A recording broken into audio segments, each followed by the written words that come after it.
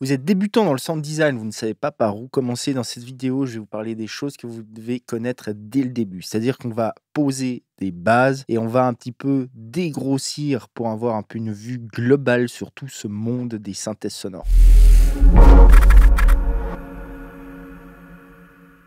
Le monde du sound design est très vaste. Il y a beaucoup de sous-catégories et on appelle ça les synthèses sonores. Donc, dans le monde des synthèses sonores, vous avez 5 grandes familles de synthèses sonores. C'est ce qu'on va voir aujourd'hui. Et on va un petit peu parler de qu'est-ce qui différencie toutes ces synthèses sonores, les avantages, les inconvénients de chacun. Je vais vous dire un petit peu par lesquels commencer, comment bien rentrer dedans, comment ne pas faire de conneries, comment apprendre comme il faut et comment apprendre le plus rapidement possible pour avoir de plus en plus de skills dans le monde du sound design. La plus classique, la plus facile à utiliser, la plus prévisible, c'est la synthèse soustractive. C'est la synthèse par exemple qu'utilise le Moog, un des synthés les plus connus et les plus utilisés de l'histoire. Je vous conseille vivement de commencer par cette synthèse. Pourquoi? Pour les simples et bonnes raisons que ça va vous donner toutes les bases dans les autres synthèses. C'est-à-dire qu'en synthèse soustractive, vous allez apprendre à utiliser les b.a.-ba, c'est-à-dire vous allez apprendre ce que c'est qu'une enveloppe, un LFO, une modulation, comment fonctionnent les assignments de modulation dans des synthés. Vous allez apprendre aussi beaucoup sur les filtres, etc., etc. Donc c'est la synthèse la plus facile, la plus prévisible et aussi quelque part la plus fun parce que vous aurez très vite des résultats. Vous retomberez très vite sur vos pattes et vous allez très vite en fait comprendre et savoir comment tel et tel type de sons sont faits et comment les obtenir en fait en synthèse soustractive. Le principe même de la synthèse soustractive, c'est de partir d'un signal très riche et de soustraire, de filtrer dedans à l'aide de filtres pour sculpter des sons. Le principe est simple et généralement on va partir de waveforms basiques comme de la sawtooth ou d'Ansi, comme de la carré ou square en anglais, triangle, voire sine, etc. Donc comme synthé classique, alors évidemment là je vous parle de synthé classique en VST. Vous avez le Diva qui va émuler des gros classiques comme le Moog entre autres. Et le Diva est je pense, des meilleurs synthés sincèrement VST que vous puissiez avoir pour faire de la soustractive en termes de sonorité comme en termes d'utilisation. Je vais vous faire écouter quelques exemples sonores. Si on devait donner des adjectifs, la synthèse soustractive c'est plutôt chaud, warm. Les gens attribuent aussi le mot analogue, détuné, vivant, etc., etc. Je pense que vous avez compris d'où je veux en venir. Donc on fait quelques petits exemples de sons. Ça c'est un son iconique, une sorte de brass comme on appelle ça en soustractif. Et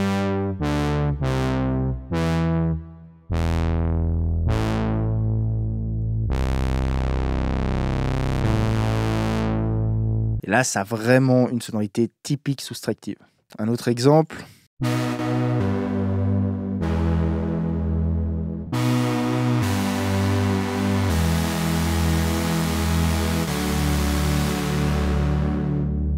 Ok, pareil, on est très chaleureux, détuné, fat, etc. Un autre exemple ici, cette fois-ci, c'est le Prophet 5, un énorme classique en synthèse soustractive.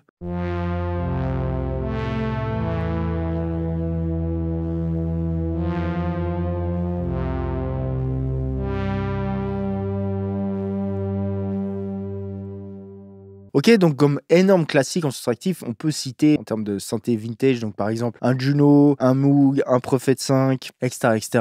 En VST, les gros classiques, on va avoir Diva, on va avoir aussi Serum quelque part, Serum fait aussi du soustractif, mais c'est plus dans des sonorités modernes. On va aussi avoir Silence, c'est aussi un gros classique. Ensuite, deuxième grosse synthèse qui pour le coup est différente, c'est la synthèse additive. Donc la synthèse additive, le principe va être d'additionner des ondes sinusoïdales pour créer des sons. Donc vous le savez certainement, c'est qu'il y a une théorie, la théorie de Fourier, qui dit qu'on peut diviser n'importe quel signal complexe périodique en somme de sinusoïdales. Donc en fait, si on reprend cette théorie à l'inverse, on peut créer n'importe quel son complexe périodique en additionnant simplement des sinusoïdales. Donc avec la synthèse additive, on peut faire toutes sortes de sonorités. On peut faire des sonorités très soustractives, mais on peut aussi faire des sonorités qui sont très uniques à l'additif, qui sont donc un peu détunées, parce qu'en fait, on a des manières de manipuler la fondamentale et les harmoniques qui sont vraiment uniques à cette synthèse. En fait, on ne pourra manipuler les harmoniques de cette manière-là que dans la synthèse additive. Quelques exemples, comme synthé classique en synthèse additive en VST, on a Razor qui est disponible dans Reaktor. On a aussi Pigment qui a la possibilité d'avoir des oscillateurs additifs qu'on va pouvoir chaîner avec d'autres types de synthèse. Donc ça c'est Razor par exemple, écoutez bien le son et là on peut voir chaque harmonique et regardez bien comment elles évoluent.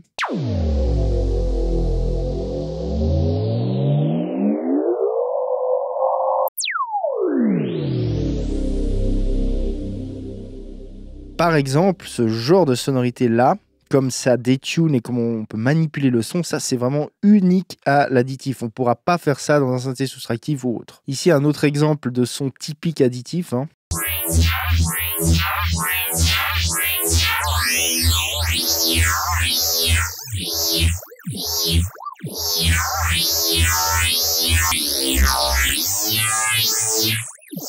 Pareil, là, on manipule les harmoniques d'une telle manière qu'on ne pourrait pas obtenir ça dans d'autres types de synthèse. Et donc ici, dans Pigment, on peut faire des choses tout à fait similaires en utilisant donc leur Harmonic Engine, comme ils appellent ça, mais c'est ni plus ni moins qu'un oscillateur additif.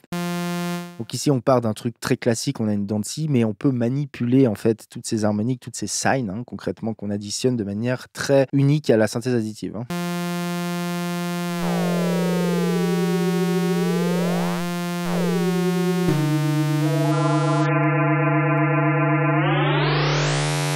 Et par exemple, ce genre de manipulation là que je vous fais là, c'est du additif 100%, quoi. Donc voilà, l'additif permet de faire des sonorités de nouveau qu'on ne pourra pas faire dans d'autres synthèses. D'où la force de connaître ces différents types de synthèses, parce que ça vous donne des différentes armes et outils pour faire des sonorités différentes. Pour ceux qui souhaiteraient aller beaucoup plus loin et apprendre de fond en comble toutes ces synthèses, donc les deux qu'on a vues plus celles que je vais vous montrer encore dans cette vidéo, et aller encore même bien plus loin en apprenant plein de techniques de sound design comme les pros, j'ai une énorme formation qui va faire plus de 10 heures, qui vous expliquera tout ça de long en large. J'ai réuni vraiment plus d'une quinzaine d'années d'expérience dans toutes ces synthèses et en sound design dans une seule et même formation. En réalité, c'est vraiment quelque chose qui a une valeur unique. Si ça vous intéresse, vous allez sur strumstudio.school. Vous pourrez voir le programme en détail de toute la formation. Pour l'instant, elle est encore en bêta test. Elle est quasiment finie. Elle est encore accessible à moins 50%. Sincèrement, pour tout le contenu et la valeur que vous allez en retirer, c'est que dalle. Donc, si ça vous intéresse, allez checker. Je vous mets aussi tous les liens dans la description. Troisième synthèse à connaître, c'est la synthèse granulaire. Cette synthèse-là est super fun. Pourquoi? Parce qu'elle permet de nouveau d'avoir, comme toutes les synthèses, des sonorités vraiment uniques. C'est vraiment un complément aux autres synthèses. Cette synthèse-là, typiquement, permet de faire tout ce qui est FX, texture, son qui évolue dans le temps d'une manière très unique. Son principe de fonctionnement est très simple. Vous pouvez, la plupart du temps, travailler comme source à partir d'un sample. Et le synthé granulaire ou sampleur granulaire, parce qu'on peut voir ça comme une sorte de sampleur, va découper, entre guillemets, votre sample en plein de petits bouts qu'on appelle grains en synthèse granulaire. Et ensuite, on va pouvoir manipuler ces grains de diverses manières. On va pouvoir les lire dans un autre ordre, on va pouvoir les mettre à l'envers, on va pouvoir en panner gauche-droite, on va pouvoir en filtrer d'autres pas et on va appliquer surtout une enveloppe sur chaque grain. Et avec toutes ces techniques, on va pouvoir comme ça recréer des sons uniques. Comme synthé, il en existe plein. Moi, j'en utilise deux. Je peux vous conseiller Novum, c'est le king du granulaire, c'est-à-dire c'est le plus poussé en termes de granulation, je pense. Il en existe aussi un autre qui s'appelle Quanta 2 et on va voir les deux maintenant. On va commencer par Quanta parce qu'il est plus simple à utiliser. Donc en gros, là, j'ai loadé une loupe de piano.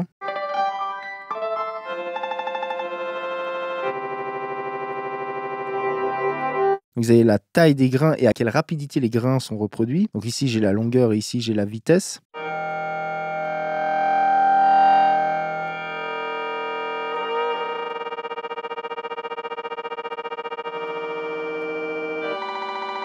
Et ensuite, j'ai la position, c'est-à-dire que je peux scroller sur ma waveform où j'ai envie.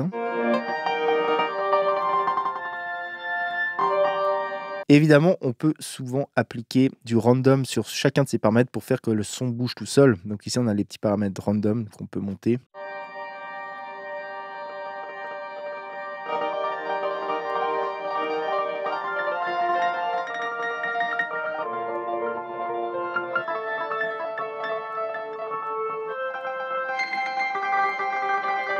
Et évidemment, souvent, comme j'ai dit avant, on va faire des FX ou des trucs un peu lents. Donc, on peut par exemple mettre une grosse reverb dessus. Souvent, c'est assez cool. Ici, je peux activer une reverb.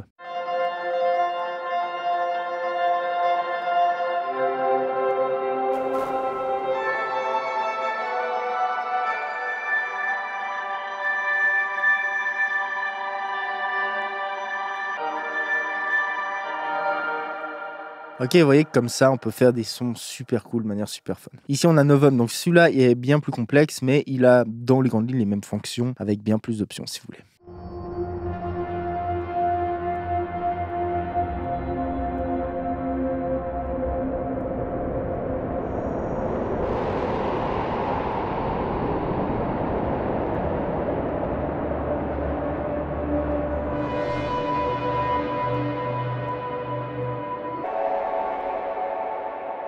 Évidemment, là, je vous montre que peut-être un dixième de ce que peut faire ce synthé. Mais voilà, la granulaire, c'est un super outil pour créer des ambiances, des trucs autour comme ça de vos sons et pour ajouter simplement une touch de sonorité nouvelle. Ensuite, quatrième synthèse, et ça, c'est pas des moindres, c'est un énorme pavé, c'est rien que ça en soi, c'est un énorme monde, c'est les synthèses à modulation. La plus connue, c'est la FM, on a aussi la AM, la ring modulation, on a aussi tout ce qui est vocoder, etc., qu'on pourrait mettre dans cette famille-là. Donc, le principe de la FM et des modulations tout court, c'est de créer créer des sons en modulant des paramètres très rapidement. On pourrait résumer ça comme ça. La FM, par exemple, on va moduler la fréquence d'un oscillateur par un autre de manière très rapide. Et de cette manière-là, on va créer des sons. Donc pour la FM, si on devait donner des adjectifs, on pourrait un peu voir ça comme l'inverse de la soustractive, dans le sens où ici, on n'est plus dans des vibes analogues, chaudes, détunées et compagnie. On est plutôt dans des vibes froides, digitales, métalliques. C'est une super synthèse pour créer de l'inharmonie aussi, d'où les sonorités métalliques. Il y a des sons assez iconiques de la FM. Ce qui a amené clairement la FM, c'est le DX7 de Yamaha, qui est aujourd'hui émulé par Arturia si jamais, où vous pouvez faire de la FM de manière très poussée. Moi personnellement, j'utiliserais plutôt FM8 de Native Instruments. Ça reste quand même le king de la FM, c'est-à-dire avec lequel vous pouvez vraiment faire des patchs FM très poussés. Il en existe plein d'autres évidemment. Et ici, je vais vous faire écouter quelques classiques de sonorité FM.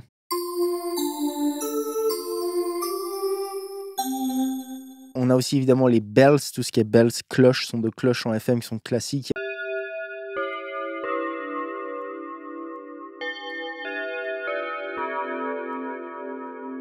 Ok, donc ça, c'est des sons très iconiques en FM. Après, de manière un peu plus moderne, vous avez aussi les basses FM qui sont très classiques que vous pouvez faire par exemple avec Serum. Vous pouvez le faire avec n'importe quel synthé FM. On pourrait très bien le faire aussi avec FM8 de manière plus poussée, mais avec Serum, si vous voulez, on peut faire de la FM de manière très simplifiée. On peut ici faire un FM from B, par exemple. Donc, on peut faire le plus simple setup FM qui existe, c'est-à-dire un carrière et un modulateur. Ici, notre carrière étant le A parce que c'est celui qu'on écoute. Le B, on l'écouterait pas. Et ce qu'on peut faire ici, on va mettre des signs partout. On pourrait créer une sorte de basse FM. Donc ici, j'ai un sub. Et si je commence à faire un peu d'FM, on pourrait faire un truc comme ça, par exemple, avec juste une enveloppe.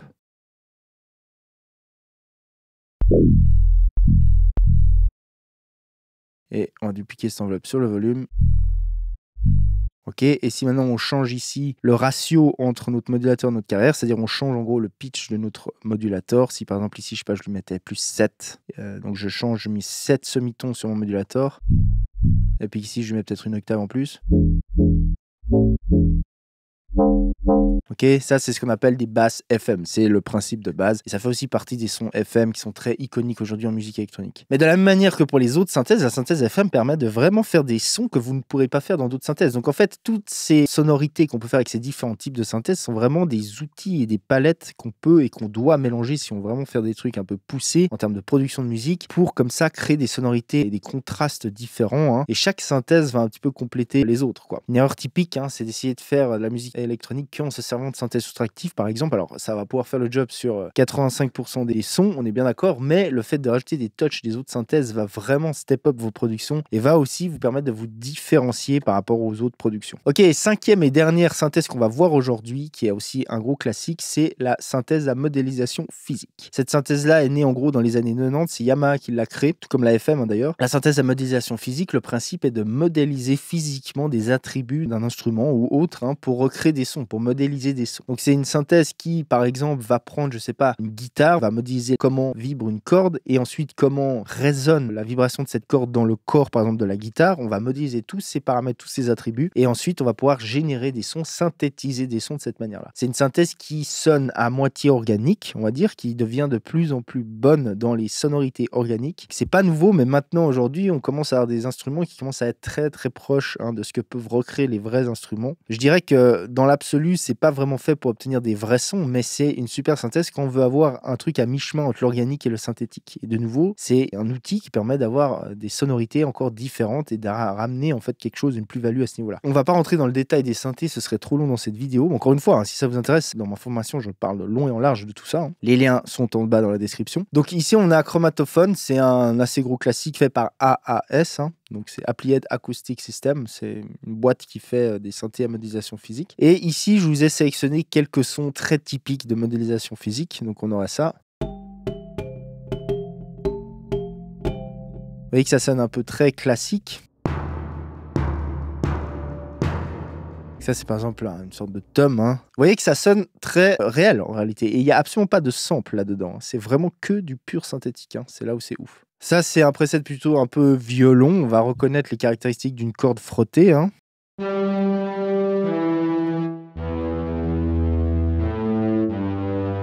Pareil, pas de sample du tout là-dedans. Vous voyez que c'est quand même assez réaliste. Ça, c'est un autre VST qui simule la guitare, guitare sèche.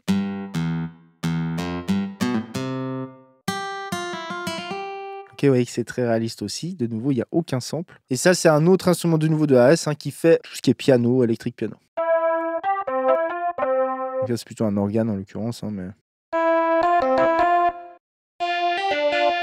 Vous voyez que c'est des sonorités qui sont à mi-chemin entre l'organique et le synthétique. Donc voilà les 5 types de synthèse classiques, les 5 gros mondes de synthèse sonore dans lesquels vous pouvez aller plonger. Alors évidemment ici on n'a fait que survoler tout ça. Encore une fois, si tout ça vous intéresse et que vous êtes sérieux, que vous voulez vraiment apprendre ça de fond en comble, je vous redirige sur ma formation qui s'appelle Synthèse et Design Sonore. Dépêchez-vous, elle est encore à 50%. C'est sincèrement une rigolade le prix que c'est pour la valeur que vous pouvez en retirer. Ça va pas durer longtemps, dépêchez-vous, tous les liens sont dans la description. Si vous voulez d'autres vidéos sur le sound design et comment vous améliorer en tant que producteur de musique, je vous conseille ces vidéos. Les gens, c'était Igor Cholet de Stop Studio. Je vous dis à plus. Ciao.